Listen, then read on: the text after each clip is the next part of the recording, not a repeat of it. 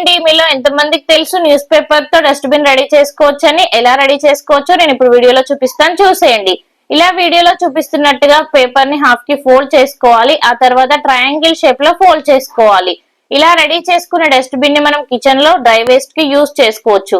Normal గా మనం kitchen లో కవర్స్ అనేవి యూజ్ చేస్తూ ఉంటాం కదా, అలా కవర్స్ యూజ్ చేసి బయట పాడేయడం వల్ల నేచర్ కి మంచిది కాదు, మనకి మంచిది కాదు. కాబట్టి ఇలా మనం ఇంట్లోనే చాలా ఈజీగా పేపర్ తో డస్ట్బిన్ అనేది రెడీ చేసుకోవచ్చు.